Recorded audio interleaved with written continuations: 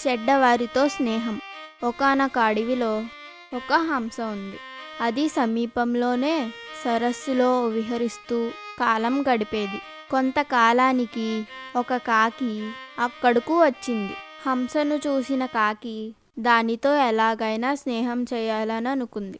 ఒకరోజు కాకి ఆ హంస దగ్గరికి వెళ్ళి వినయంగా, అయ్యా హంసగారు, నేను నీలవర్ణుడనైన కాకిని.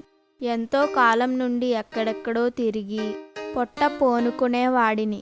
ఎందుకో మిమ్మలను చూడగానే మీతో స్నేహం చెయ్యాలని అనిపించి మీ దగ్గరికి వచ్చాను అంది. ఓహో, అలాగా?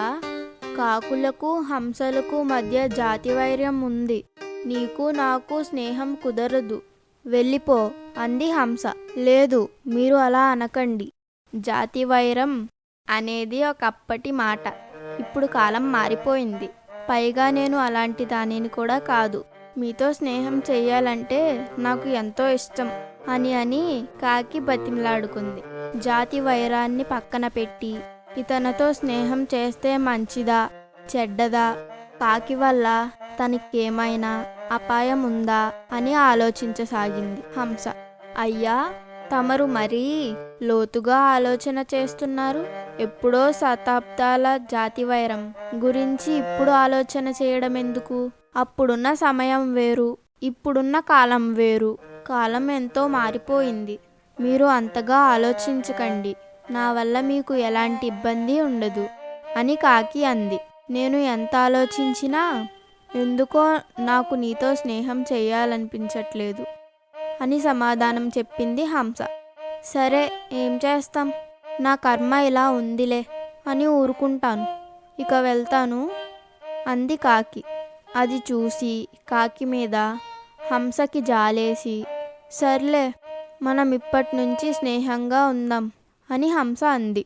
కాకి సంతోషంతో, హమ్మయ్య, నాకొక స్నేహితుడు లభించాడు, ఇది చాలు అని అనుకొని, నా స్నేహాన్ని అంగీకరించినందుకు ధన్యవాదాలు.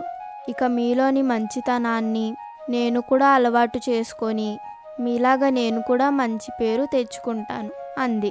కొన్నాళ్ళకి వేసవి కాలంలో ఒకరోజు మధ్యాహ్నం పూట ఓ వేటగాడు వేటాడుతూ అలిసిపోయి హంస నివాసం ఉంటున్న మర్రి చెట్టు కింద సేదడిల్లాడు.